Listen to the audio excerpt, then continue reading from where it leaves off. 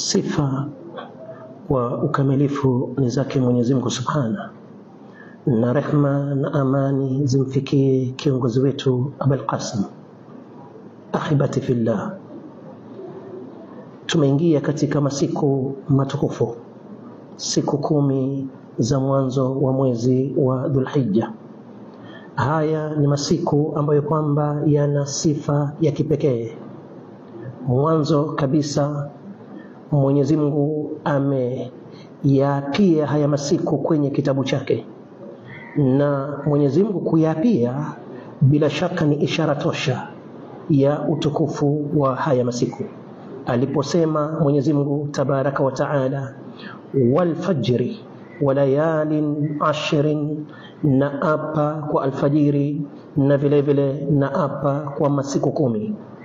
Wanazuoni mabingwa wa kutafsiri Qur'ani wanatuambia siku 10 alizoziapia Mwenyezi Mungu ni hizi siku 10 za mwanzo wa mwezi wa Dhulhijja.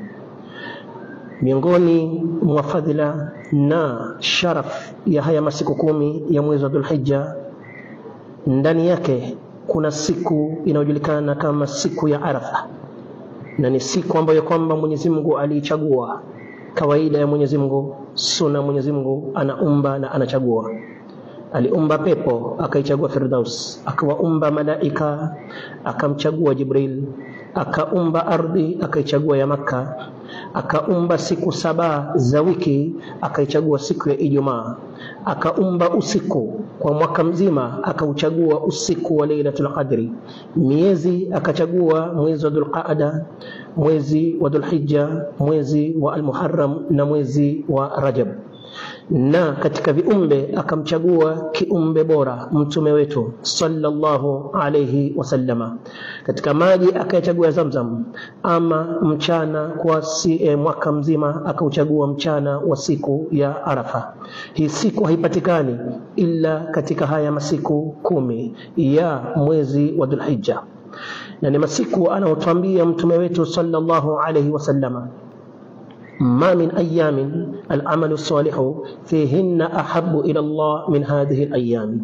Katika masiku 360 na masiku ya mwaka mzima hakuna masiku bora, masiku mazito, masiku yenye utukufu mkubwa kama hizi siku 10 za mwanzo wa mwezi wa Dhulhijja.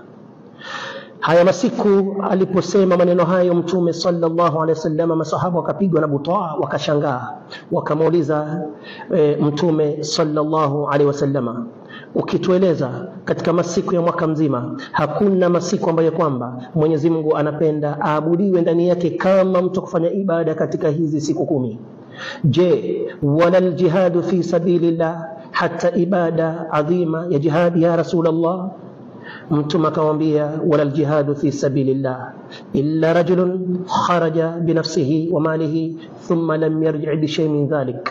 Hata ibada jihadi katika njia ya Mwenyezi Mungu illa mujahid ambaye kwamba atatoka na mali yake, atatoka na nafsi yake, akaelekea katika uwanja wa maaraka, akapata shahada na mali yake kabakia kule, huyo ujira wake, thawabu zake ni kubwa mbele ya Mwenyezi Mungu.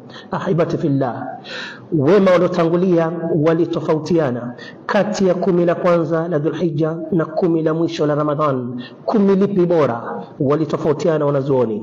Kauli ya kati na kati, mchana itabakia 10 la kwanza la Dhulhijja ni bora kwa sababu ya mchana wa siku ya Arafa, ama usiku itabakia 10 la mwisho la Ramadhani ni bora kwa sababu ndani yake kuna usiku wa Lailatul Qadri.